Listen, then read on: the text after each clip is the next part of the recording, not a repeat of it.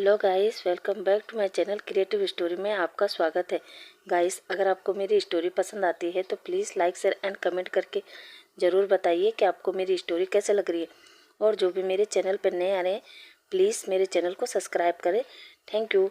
तो चलिए अब अपने आगे नेक्स्ट स्टोरी पर बढ़ते हैं। अभी तक हमने देखा कि वांगजी विंग का सिर अपनी गोद में रख देता है और उसके सर को सहलाने लगता है और विंग को कब नींद आ जाती है उसे पता ही नहीं चलता। अब अगली मॉर्निंग विंग की आँख खुलती है तो सामने वो एक झील देखता है जिसके बीचों बीच में एक छोटा सा टेम्पल सा बना हुआ था।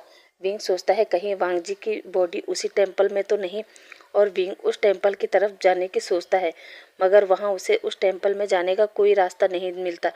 इसलिए वो सोचता है वो तैरकर उस टेम्पल में जाएगा और वांगजी में वो पानी में कूद जाता है। वांगजी देखता है कि विंग पानी में कूद गया। वो विंग के पीछे जाता है मगर जैसे ही वांगजी पानी को टच करता है उसे करंट सा फील होता है। वो उस पानी को टच ही नहीं कर पा रहा था। अब विंग पूरा दिन तैरते तैरते उस टेम्पल में पहुंच जाता है। विंग उस टेम्पल के अंदर जाता है जहां चारों तरफ अंधेरा था। विंग और अंदर जाता है तो वहां उसे रोशनी दिखती है। विंग उस कमरे में जाता है जहां एक मॉन्क था। वो मॉन्क विंग को देखता है और कहता है तुम यहाँ कैसे आए। विंग के पूरे कपड़े गीले थे। मॉन्क समझ जाता है कि विंग तैर कर आया है। मॉन्क विंग को बिठाता है, उसे कुछ कपड़े चेंज करने को देता है और उसे कुछ सूप वगैरह पीने के लिए भी देता है जिससे विंग की हालत थोड़ा ठीक होती है। मॉन्क विंग से पूछता है अब बताओ बेटा तुम यहाँ क्यों आए हो।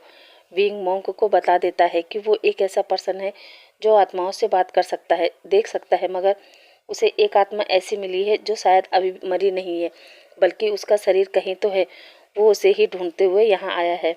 मॉन्क कहता है ओ, तो तुम उस पर्सन का शरीर ढूंढते हुए यहाँ आए हो। विंग कहता है जी, क्या आपने उस पर्सन को देखा है। मॉन्क कहता है हाँ, वो पर्सन यही है। दरअसल करीब 1 महीने पहले मैं जंगल में गया था कुछ जड़ी बूटी लाने। मुझे वही वो पर्सन मिला। मुझे भी उसकी बॉडी देखकर लगा कि इसकी मृत्यु का समय नहीं आया है और मैं उस बेजान शरीर को यहाँ ले आया। देखो क्या वो यही है जिसे तुम ढूंढ रहे हो। विंग जब वांगजी की बॉडी देखता है तो वो शौक होते हुए कहता है जी मास्टर, ये वही है, और अगर कल तक इसकी आत्मा इसके शरीर में प्रवेश नहीं करेगी तो ये पर्सन फिर कभी भी अपनी आत्मा के संपर्क में नहीं आ सकता। इसलिए हमें जल्द से जल्द इसे वापस सिटी में ले जाना होगा ताकि इसकी आत्मा इसके शरीर में प्रवेश कर सके। जहाँ वो पर्सन कहता है हाँ, पर मुझे नहीं लगता कि वो आत्मा इसके शरीर में प्रवेश कर सकती है। विंग कहता है क्यों मास्टर। वो मॉन्क कहता है विंग, इस इंसान के शरीर को 1 महीना हो चुका है और अब आत्मा का दोबारा शरीर में प्रवेश करना ये एक चुनौती से भरा है। विंग कहता है कैसी चुनौती। वो मॉन्क कहता है विंग बेटा, जैसा कि तुम जानते हो कि इस इंसान की मृत्यु पानी में हुई थी तो ये टेम्पल चारों तरफ से पानी से घिरा है तो इसकी आत्मा यहाँ नहीं आ सकती। लेकिन हाँ, एक काम कर सकते हैं। विंग कहता है क्या। मॉन्क कहता है अगर तुम्हारी आत्मा इसके शरीर में प्रवेश करे और फिर तुम यहाँ से उसके आत्मा के पास जाओगे तो शायद कुछ हो सकता है, मगर इसमें एक समस्या है। विंग कहता है समस्या, कैसी समस्या। मॉन्क कहता है हाँ, अगर तुम इसकी बॉडी में प्रवेश करने के बाद इस बॉडी को उसकी आत्मा तक ले जा सकते हो और वहाँ तुम्हारी उसकी बॉडी से निकल जाए तो उसकी आत्मा दोबारा अपने शरीर में प्रवेश कर सकती है, मगर फिर तुम यहाँ नहीं आ सकते और शायद तुम्हारी आत्मा को 4 महीने के लिए उसी जंगल में रहना होगा, क्योंकि जब विंटर सीजन आएगा और इस नदी का पानी पूरी तरह जम जाएगा तब तुम इस पर चलकर आ सकते हो, वरना उससे पहले नहीं। और हाँ, जैसे ही इस पर्सन के शरीर से तुम्हारी आत्मा बाहर निकलेगी तो शायद इस पर्सन को तुम्हारे बारे में कुछ भी याद ना हो। तो क्या तुम अभी भी ये रिस्क लेना चाहते हो। विंग मॉन्क की बात सुनकर कुछ देर सोचता है और खुद से कहता है विंग, तुम्हें वांगजी की हेल्प करना चाहिए। भले ही वो एक माफिया है मगर वो एक अच्छा पर्सन है। और मत भूलो विंग, यहाँ पर तुम किसी को नहीं जानते थे, वांगजी ने ही तुम्हारी मदद की। इतने दिन तो उसके साथ रहा, उसके घर में रहा, अच्छा खाना खाया, तो क्या तुम 4 महीने के लिए अपने शरीर को छोड़कर वांगजी के शरीर को उसके पास नहीं ले जा सकते। तुझे वांगजी का एहसान चुकाना है तो विंग तुझे ये करना ही होगा। और फिर इतने दिन जो तूने वांगजी के लिए फील किया है वो एक अट्रैक्शन नहीं विंग, वो तेरा वांगजी के लिए प्यार था। इसलिए अब तुझे उस प्यार के खातिर वांगजी की बॉडी उसके पास ले जानी ही होगी। और विंग मॉन्क से कहता है मास्टर, मैं तैयार हूँ, क्या आप मेरी आत्मा को मेरी बॉडी से अलग कर सकते हैं। मॉन्क कहता है हाँ, मेरे गुरु ने मुझे ये विद्या सिखाई है। विंग कहता है तो ठीक है। मोंग फिर विंग को वांग जी के पास लेटने को कहता है और वांग जी के हाथ में एक रेड कलर का थ्रेड बांध देता है, जिसकी वजह से विंग की आत्मा बाहर निकल कर वांग जी के शरीर में चली जाती है और वांग जी खड़ा हो जाता है। वांग जी जिसके शरीर में विंग की आत्मा थी वो मोंग से कहता है, मास्टर अब मैं चलता हूँ, क्योंकि वांग जी के पास आज रात 12 बजे तक का ही टाइम है। उसे आज रात 12 बजे से पहले वापस अपने शरीर में जाना होगा। मोंग कहता है और विंग वांग जी के शरीर में वहाँ से नाव लेकर वांग जी के आत्मा के पास आता है और वांग जी से कहता है, वांग जी मैं आ गया। वांग जी जो अभी आत्मा था वो विंग को देख पा रहा था।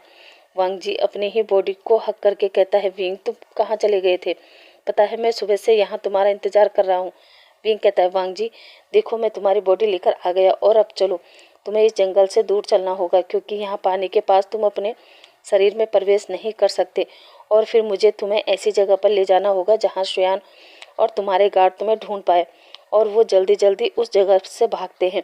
वांग जी कहता है, विंग वो तो ठीक है, पर अब तुम्हारी बॉडी कहाँ है? विंग कहता है, मेरी बॉडी जहाँ है वो सही सलामत है और तुम्हारी बॉडी लौटाने के बाद मैं भी अपनी बॉडी में वापस आ जाऊँगा। वांग जी कहता है, सच में? विंग कहता है, हाँ मिस्टर घोष मैं सच कह रहा हूँ। अब चलते चलते वो लोग एक ऐसी जगह पहुँच जाते हैं जहाँ पेड़ पौधे कम थे। विंग कहता है, वांग जी ये जगह सही है, सुयान यहाँ तुम्हें ढूंढ पाएगा। और फिर विंग वांग जी की बॉडी से निकलने से पहले एक मंत्र पढ़ता है और विंग वांग जी की बॉडी छोड़कर बाहर निकल जाता है। और अब वांग जी और विंग दोनों एक दूसरे को हक करते हैं। वांग जी की आत्मा विंग से कहती है, विंग तुम मेरा इंतजार करना, मैं तुम्हें लेने जरूर आऊँगा। इतना कहकर वांग जी 12 बजे से पहले अपनी बॉडी में घुस जाता है। विंग वांग जी को देख रहा था, उसकी आंखों में आंसू थे, क्योंकि विंग को पता था कि आत्मा का अगर दोबारा जन्म हो जाता है तो वो पिछले पुराने नए रिश्ते भूल जाता है। जैसे कि वांग जी विंग वांग जी से तब मिला था जब वो घोस्ट था और अब वांग जी अपनी बॉडी में चला गया है तो उसे विंग याद भी नहीं आएगा। यही सोच के विंग की आंखों में आंसू थे। अब रात भर विंग वांग जी की बॉडी का ध्यान रखता है। अब अगली मॉर्निंग शुयान और वांग जी के गार्ड जो पिछले एक हफ्ते से जंगल में ही थे, पर उन्हें विंग और वांग जी नहीं मिलते, बल्कि फॉरेस्ट डिपार्टमेंट के कुछ आदमियों को वांग जी की बॉडी मिल जाती है और वो वांग जी को लेकर सीधा हॉस्पिटल में एडमिट कर देते हैं, जहां वांग जी की बॉडी पर कोई घाव तो नहीं था, मगर हाँ उसके सर पर चोट लगने की वजह से वांग जी को ना तो सुयान याद था और ना ही उसे अपना नाम अपना घर मालूम था। विंग डॉक्टर की बात सुन लेता है, जहां डॉक्टर कहता है, ये पेशेंट पिछले 2 महीने से कोमा में था और लगता है जब इसे होश आएगा तो इसे अपने बारे में कुछ भी याद नहीं होगा। विंग ये सुनता है और वो शॉक हो जाता है। वो डॉक्टर से चिल्ला चिल्ला कर कहता है, ये लेन वांग जी है, ये लेन कंपनी का CEO है। मगर अफसोस अब विंग की बात ना तो कोई सुन पा रहा था और ना ही उसे देख पा रहा था। विंग उसी हॉस्पिटल में एक जगह बैठकर रोने लगता है, क्योंकि वो सोच रहा था कि अब कौन उसकी मदद करेगा। तभी एक लड़की जो कि देखने से डॉक्टर लग रही थी, वो विंग के पास आती है और विंग को आवाज़ देते हुए कहती है, विंग। जैसे ही विंग अपना नाम सुनता है वो उठकर उस लड़की को देखता है और विंग डॉक्टर का कोट पहचान कर कहता है, डॉक्टर क्या आप मुझे देख पा रही हो? वो डॉक्टर कहती है, हाँ विंग मैं तुम्हें अच्छे से देख पा रही हूँ और तुझे सुन भी पा रही हूँ। विंग कहता है, क्या क्या आपके पास भी आत्माओं से बात करने की पावर है? वो लड़की कहती है, हाँ, और फिर हंसते हुए कहती है, विंग मुझे पहचाना नहीं? मैं सोफ़ी हूँ, जिसकी वजह से तुम गांव छोड़कर यहाँ भागकर आ गए थे। विंग कहता है, सोफ़ी तुम?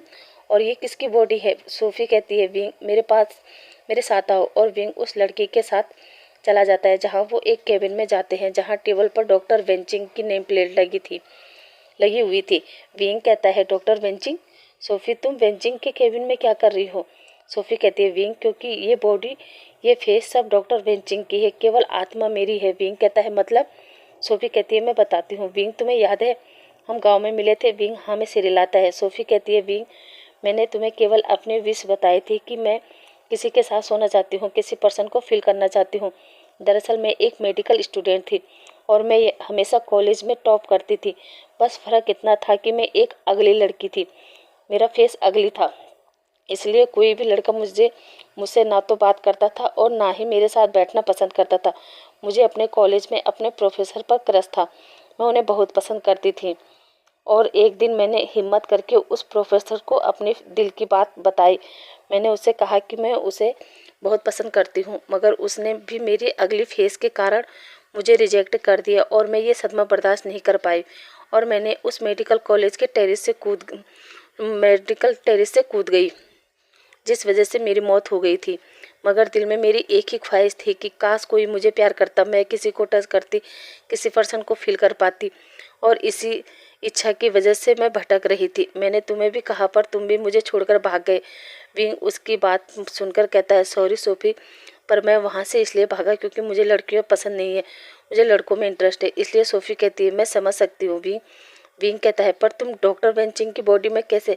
सोफी कहती है, विंग, तुम्हारे उस जगह से भागने के बाद मैं भी वहाँ से यहाँ आ गई और फिर एक दिन मैंने देखा एक लड़की का एक्सीडेंट हुआ है और वो लड़की मर चुकी थी और मुझे मौका मिल गया। मैंने सोचा मैं इसके बॉडी में जाकर देखती हूँ और मैं उसकी बॉडी में घुस गई और तब से लेकर अब तक मैं वेंचिंग की बॉडी का इस्तेमाल करती हूँ। और पता है विंग, जब से मैं वेंचिंग की बॉडी में आई तब से मैं अपने अंदर एक अलग ही चेंज महसूस करती हूँ। और तुम्हें पता है मेरा एक बॉयफ्रेंड भी है, शुयान, जो मुझे बहुत प्यार करता है।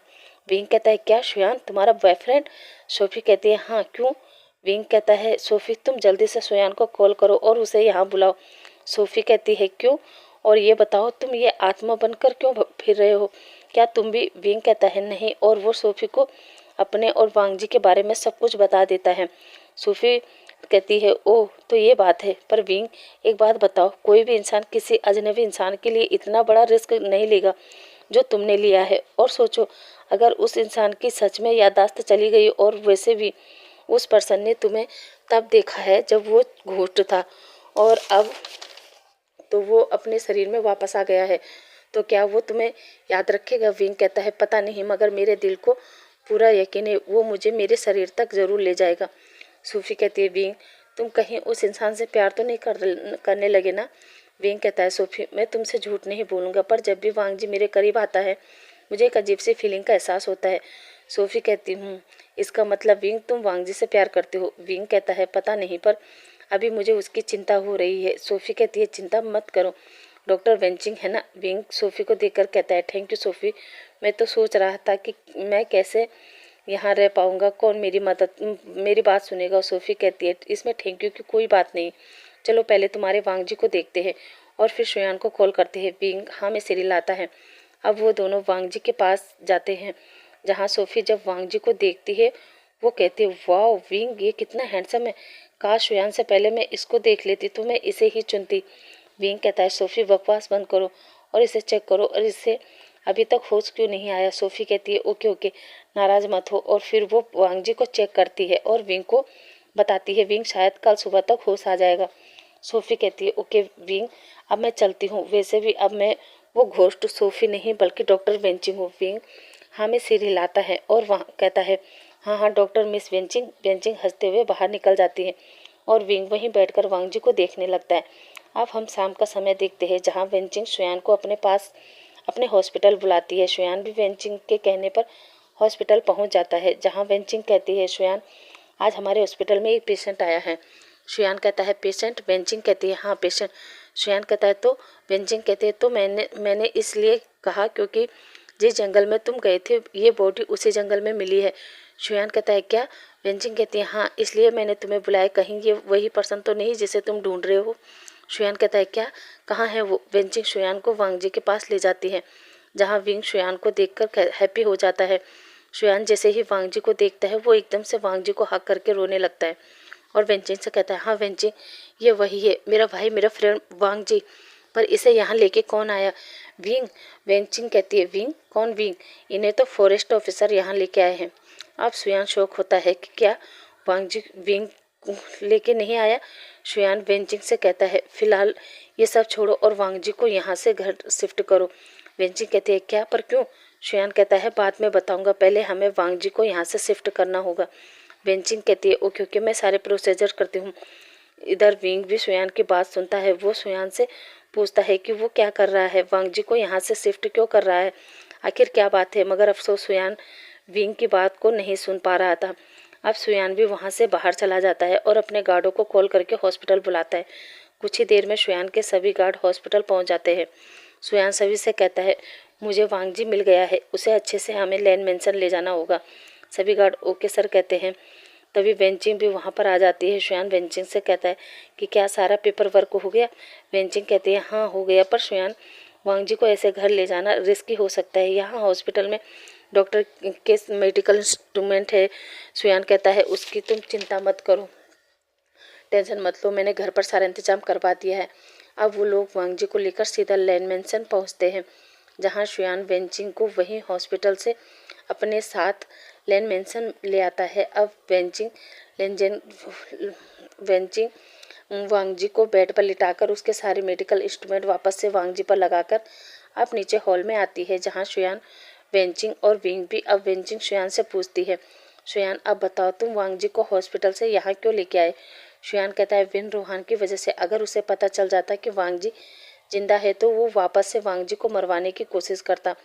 वेंचिंग कहती है क्या ये विन रोहान कौन है और वो वांग जी को क्यों मरवाना चाहता है। शुयान कहता है दरअसल वेंचिंग मैंने तुम्हें आज तक ये बात नहीं बताई कि हम लोग एक बिजनेसमैन होने के साथ साथ माफिया भी है, मगर हम कोई गलत काम नहीं करते बल्कि गलत काम को सही करते हैं। वेंचिंग कहती है क्या तुम लोग माफिया हो। शुयान हाँ में सिर हिलाता है और कहता है हाँ, इसलिए मैं वांग जी को हॉस्पिटल में नहीं रख सकता था, क्योंकि अगर विन रोहान को थोड़ी सी भी भनक पड़ जाती कि वांग जी जिंदा है तो वो वापस से वांग जी को मारने की कोशिश कर सकता था। इसलिए ये सुनकर वेंचिंग वहाँ से उठती है और थोड़ा सा साइड में चली जाती है। वो कुछ नाराज थी। ये देखकर शुयान भी उसके पीछे चला जाता है। विंग समझ जाता है कि ये उन दोनों की बात है, इसलिए वो वापस वांग जी के पास ही कमरे में आ जाता है और वांग जी को देखने लगता है। इधर वेंचिंग और शुयान काफ़ी देर बात करते हैं, जहाँ शुयान वेंचिंग से कहता है वेंचिंग अगर तुम्हें मेरा माफिया बनना अच्छा नहीं लगा तो हम ब्रेकअप कर सकते हैं, मगर मैं एक बात तुम्हें ज़रूर कहूँगा कि मैं तुमसे बहुत प्यार करता हूँ। I love you Wenching, I love you. इतना कहकर वो वहाँ से चला जाता है। इधर वेंचिंग के शरीर में सोफ़ी सोचती है और खुद से कहती है सोफ़ी तू इतना क्या सोच रही है और इसमें क्या बड़ी बात है कि तू जिससे प्यार करती है वो एक माफिया है। मत भूल जब तक तू इस दुनिया में थी तब तक किसी ने तुझे प्यार नहीं किया और अब तुझे एक अच्छा हैंडसम तुम्हारी केयर करने वाला बॉयफ्रेंड मिला है तो क्या तू उसे इतने में छोड़ देगी कि वो एक माफिया है। नहीं नहीं सोफ़ी, और वैसे भी वेंचिंग तो इस दुनिया से चली गई है और तुझे उसका शरीर मिला है तो उसका सही से इस्तेमाल कर। इतनी सी छोटी बात के लिए तू अपने बॉयफ्रेंड से ब्रेकअप तो नहीं कर सकती ना। वो यही सब सोच रही थी। अब हम सीन कट करके डिनर टेबल का सीन देखते हैं, जहां वेंचिंग और शुयान डिनर टेबल पर बैठे थे। शुयान वेंचिंग से पूछता है कि उसने क्या सोचा है। वेंचिंग कहती है मैंने सोचा है कि तुम माफिया हो तो क्या हुआ, वैसे भी मुझे एक माफिया की गर्लफ्रेंड बनने में कोई परेशानी नहीं है। तभी शुयान की नज़र सामने वाली चेयर पर जाती है जहाँ विंग बैठकर खाना खाता था। अब शुयान को विंग का ध्यान आता है कि विंग कहाँ है, वो भी तो हमारे साथ जंगल गया था और विंग और वांग जी की आत्मा हमसे अलग हो गई थी। और अगर वांग जी की आत्मा वांग जी के शरीर में है तो विंग कहाँ है, कहीं उसे कुछ हो तो नहीं गया। तभी वेंचिंग शुयान को देखती है और कहती है शुयान क्या हुआ। शुयान वेंचिंग की तरफ देखकर मुस्कुराता है और कहता है कुछ नहीं। वेंचिंग कहती है फिर अपना खाना खाओ ना। शुयान कहता है हाँ, और अब वो लोग डिनर करते हैं। उसके बाद शुयान वेंचिंग को रूम दिखाता है, जहाँ वेंचिंग कहती है शुयान हम दोनों कभी कभी तो मिलते हैं और आज जब साथ में है तो क्यों ना हम एक साथ एक ही कमरे में सोए। शुयान कहता है और आर यू श्योर वेंचिंग, तुम मेरे साथ मेरे कमरे में सोना चाहती हो। वेंचिंग शुयान के नेक के अराउंड हाथ डालकर कहती है हाँ क्यों नहीं, और जब मेरा बॉयफ्रेंड इतना हैंडसम है तो मैं भला क्यों ये मौका छोड़ूं। शुयान भी वेंचिंग के कमर के अराउंड हाथ डालकर कहता है ओके बेबी फिर चलो, और शुयान वेंचिंग को ब्राइडल स्टाइल में उठा लेता है और अपने कमरे में ले जाता है। विंग उन दोनों को देखता है क्योंकि वो दोनों वांग जी के कमरे के आगे से ही गुजरे थे। विंग वांग जी की तरफ देखता है और याद करता है कि जब मैं भी किसी चीज़ के लिए मना करता था तो वांग जी मुझे इसी तरह अपने गोद में उठाता था। और विंग वांग जी के पास बैठकर कहता है मिस्टर घोस्ट प्लीज़ जल्दी उठिए ना, क्योंकि मैं देखना चाहता हूँ